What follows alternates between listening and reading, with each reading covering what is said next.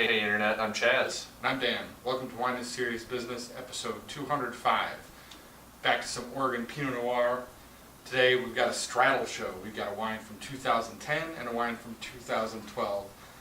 A little bit of a mismatch, but one bottle that we've been meaning to get to for a little while, one bottle that just showed up on the shelves. Both wines we like to check in on every year. That's true. The Broadley, I guess I should step back. I've been wanting to try out the 2012s. We should probably start with this because this is the lower quality wine, or I should say it's a lower quality wine. It's an entry point wine. So I've been wanting to check in on the 2012 wines for a while now because we've been seeing them hitting the shelves. Some good press surrounding 2012. You hear winemakers say one thing, or many different things actually about this vintage. It's kind of all over the board, so I've been really excited to try it out. So every year we check out 2012 Broadley Willamette Valley Pinot Noir, and that's what we got here. So. Yep, this it says right here this was just under $17. Yeah. So Oregon Pinot under $20. That's not too easy to find, especially stuff that's pretty solid. So we like to check in on it because when it delivers, it's a good buy. Yeah, and Broadley consistently delivers in that. I mean, I've had good experiences with their Willamette Valley bottle, this bottling in particular, multiple times. So. And the nice thing about 12, it's plenty of ripeness, I think. So it's kind of a good year for the cheaper wines too, because people. Where's that purple? I should have worn my purple drank shirt today. I know I screwed up. There'll be more opportunities in the future. Or my J. Miller 100 points. Ooh, smells like 100 points. Yeah. Smells pretty big. Yeah, no problems with ripeness in this for sure. Absolutely not. Definitely darker fruits.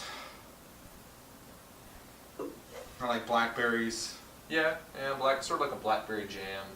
Yeah, dark cherries. Some heat coming in. Oh yeah, a little bit of alcohol coming out of it now. You say you're right. 14.4. Oh, okay. Right. Well, there's that. But a little bit of spiciness. I mean, there's like a little bit of the sort of baking spice, nutmeg thing going on. So it smells good. I mean, and I feel like something a little perfumey in the background too. But yeah. Yeah, it's almost like a potpourri or something. But yeah, it smells good.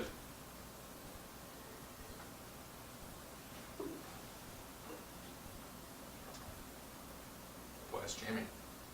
Wow. Totally. It's juicy. That is juicy as hell. Yeah. No, dark, in a good way. I mean, it's kind of big fruit, right? Yeah. A lot of intensity, and a lot of intensity sticks around for a considerable amount of time. Yeah. I mean, oh man, thank goodness. So a little bit of acidity coming in on the back end. Yeah. Like if it wasn't for that, I was like, I'm not going to be able to handle this. But it does. There's a little bit of evolution, a little bit of acidity to bring things up a little bit, add a little bit of complexity to that juicy, sweet fruit. Right. Yeah, but this is almost, it's just a lot of juicy fruit. Nice fruit. I mean, we've got sort of like strawberries, cherries.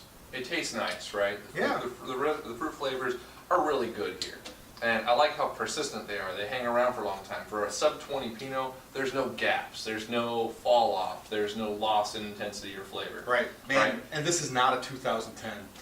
Right? Right, yeah. This is such a different, dramatically different vintage, right? I completely agree. It's Oregon's fantastic for that. So, but like Dan said, like it's like there's so much jamminess, so much persistence, and like the acidity does just enough work to keep that in control of that, but just enough.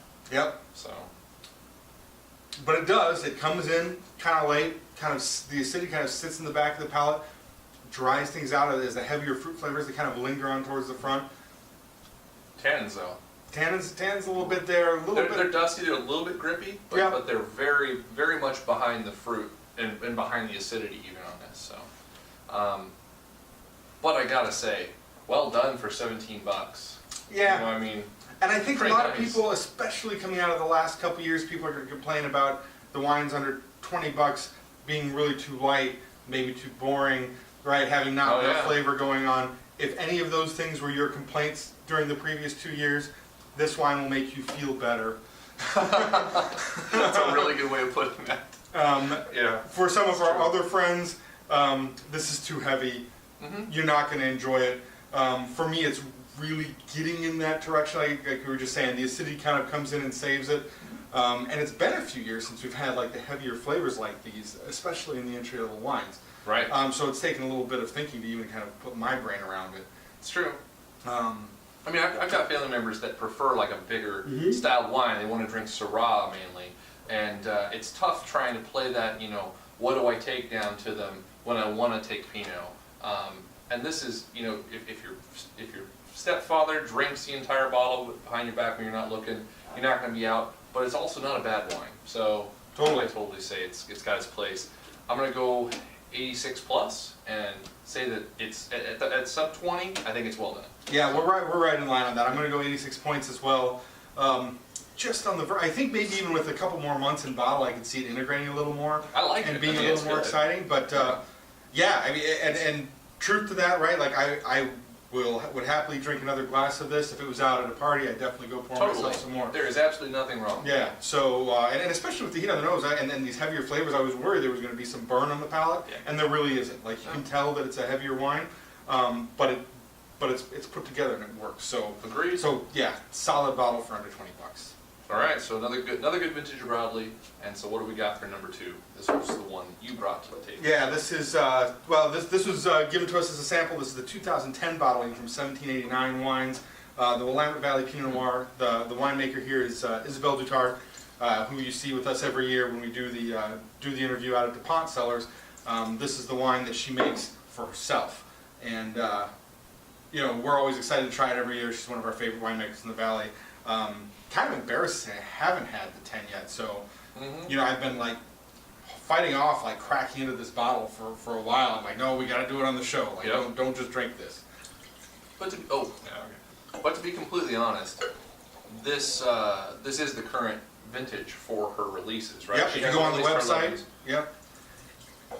So we're not getting at it too far behind the gun, right? No, not too bad. Well, yeah, DuPont and these guys are yeah, usually do release their higher end stuff a little later, and this is this is just under $50, right? So it's definitely targeted at kind of the upper tier Oregon wines. So definitely lighter color in the glass right away.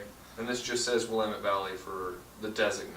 Yeah. Sometimes it says Chehalem Mountains. This one just says. No, I know she had from her first couple vintages. She had to go with the new Vineyard source. Okay. And I should know where that is. Isabel, I bet you'll see this show. Yeah. If you could comment to clarify what vineyard you're working with now, that'd be fantastic. All right. Here we go. From the wine. Yeah. That smells wonderful. Definitely, talking vintage character, right? This definitely shows way more of the 10 characteristics, like lighter, crisper, like strawberries, roses, a little bit of that funky Oregon forest floor. It's true. Yeah, it shows a little bit of that the Oregon funk. Yep. Oh, definitely. It's totally there. It's got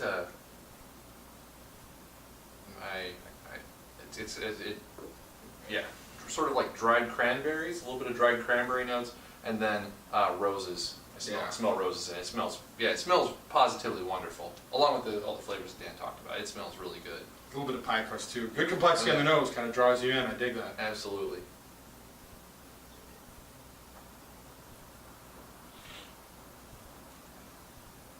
Texturally, this is wonderful. Absolutely wonderful, and in line with what I absolutely love about 2010. Yeah. Right? Like such a light, elegant touch with all this flavor, intensity, and complexity. Like this is a great, yeah. Why I like 2010. Yeah. I've been really, really fortunate to taste quite a few 2010s at this point, and I'm really liking them a lot. So much so it's probably becoming my favorite vintage. 08 was my, I bought a lot of 08. 10s of just wonderful. Yeah, so I'm gonna jump on board with the texture too, right? It is so soft and kind of full when it contacts the palate. It really washes across the mouth.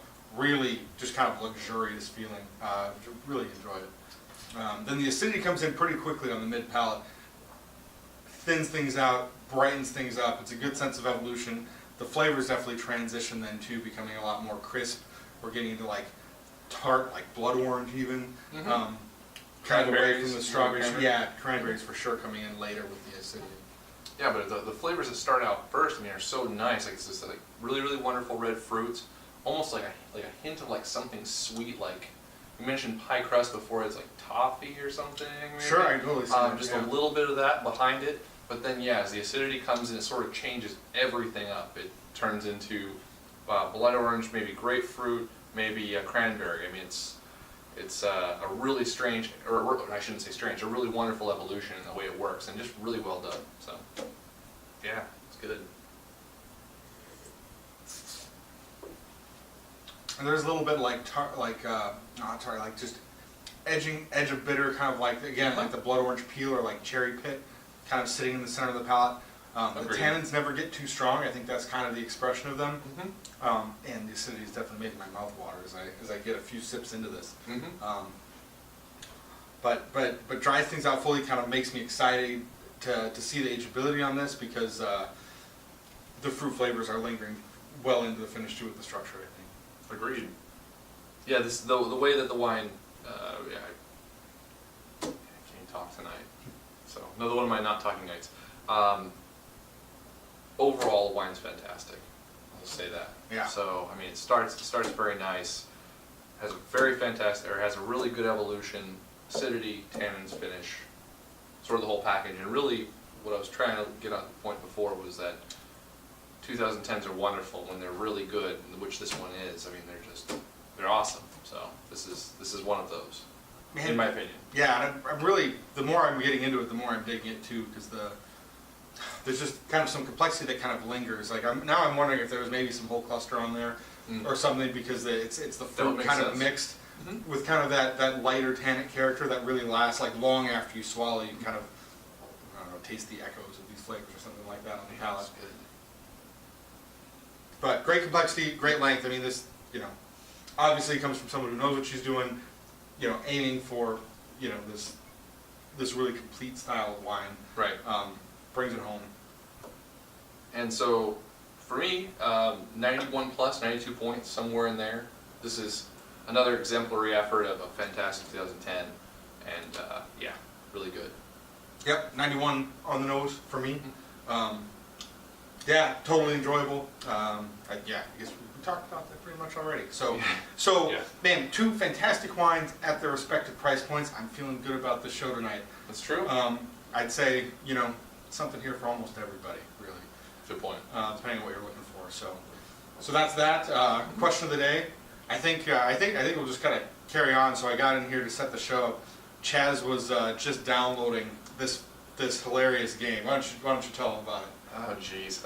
So there's the video game that you see at the arcades, like, or when say you go to the movies, and they've got the little arcade off to the side, and there's always usually a House of the Dead game there, where it's got the guns, big 3D screen with 3D monsters and zombies jumping at you and you're shooting them. It's been there for over 10 years. So even if you think like, I don't play video games anymore, I'm too old for that. Like, this was there when you were young enough to be interested. So. Right, and so a long time ago, someone had the brilliant idea with these shooting games to turn them into typing games. So when the monster jumps out of the wall at you, instead of shooting with the gun, it has like a little bubble under him that has, like, it says, "Zombies eat me." Like, you have to type that really fast, and that's how you kill them. And it sort of turns the game into typing. So, and that's a typing exercise that you're doing while in a state of panic when they're exactly fast, which is fun. It's enjoyable. So I was watching him play it. It's hilarious. What's it called again? Typing of the Dead. Typing of the Dead. So if you're curious, go check that out. Search it on Google. Yeah. Thanks for watching. We'll be back. What was the question? Oh yeah, of course. Well, the question is, do any of you play any silly little games like that? I'd be curious to hear. I guess we've talked about kind of some of the bigger, more expansive games that we play, but this is... And that could even lead into Candy Crush. I know a lot of people are Candy Crushers. Yeah, we see your updates on Facebook. Turn that off, right? Nobody wants to see that. Yeah, well, what games do you guys play? Yeah. What silly games do you guys play? Well, it's good. Plants vs. Zombies, actually, lately. Oh, nice. I've been rolling on that, so... That's a good time. It's a good time, so... All right. So that's the end of the show. All right. We'll see you guys next time for 206. Bye.